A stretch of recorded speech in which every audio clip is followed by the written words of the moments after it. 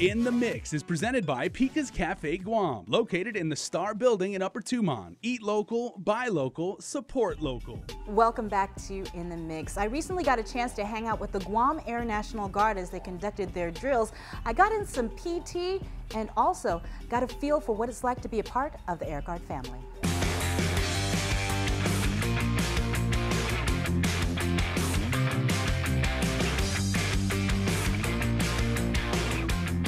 It was drill weekend for all the Air Group units with the Guam Air National Guard, which means I signed up for the Air Force's basic military training physical fitness test. Guam National Guard Public Affairs Officer Major Josephine Bloss. What would my, standard be?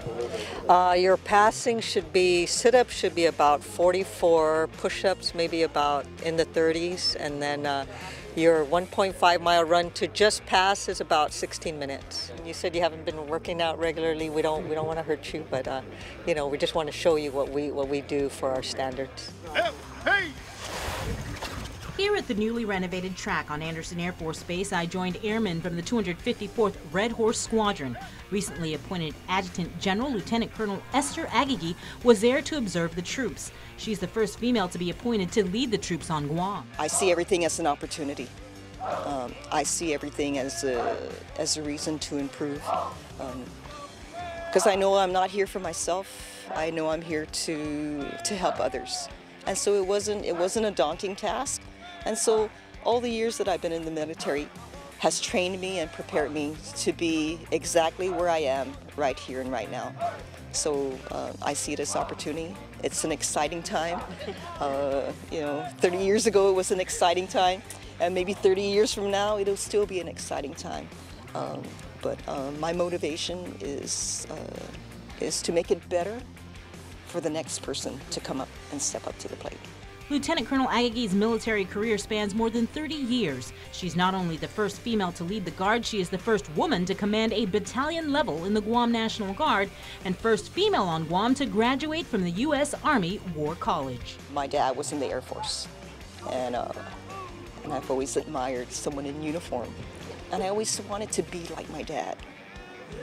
So I was reluctant to ask if he and my mom would approve my interest in joining the military. I didn't know they would have any reservations, and to my surprise, when I announced that I was interested in joining the military, I got overwhelming support. So you can say that my dad inspired me. He was a pioneer in his own sense. He believed that there was no such work as boys' work and girls' work. If you could do the work, then do the work and give it the best of your ability and the best of your thought and the best of your heart, and do it in the name of God. And today it was time for me to do this test to the best of my ability. Nervous but ready to do the darn thing, leading the PT test, Robbie Garrido. From the village of Inarajan, his military story is nothing short of inspiring. At almost 380 pounds, medical issues, and the will to lose weight and join the military, he started his fitness journey and made his way to the recruiter office in the GCIC building in Hagåtña. I was kind of confused because everybody else was filling out paperwork. But of course I looked a little bit overweight. He told me, you're gonna need to lose about 100 pounds. So, you know, when you have time, come back, take about a year, lose some weight and come back. So I filled out some paperwork and I said, sir, please don't throw away my paperwork, because I'll be back. And 10 months down the line, I came back and I asked him if he could pull my paperwork out, and he said, I've never met you before. And I said, yes, sir, you've met me before. So from there, that was the change, that was the transition. And the Air Force for me and running and fitness has changed my life for the better. That was just the bit of inspiration I needed to try this PT test.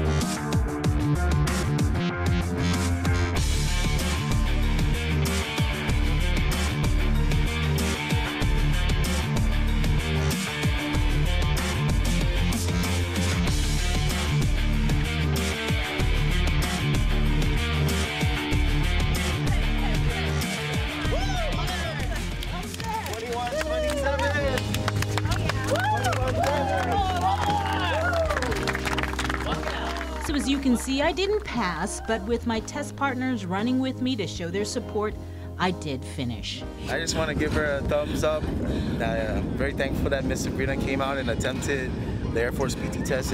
We're very appreciative that people come out and see some of the things that it takes to be a warrior airman to the Air National Guard. So thank you. These guys are awesome. Awesome. Thank you for having me. Thank you, ma'am.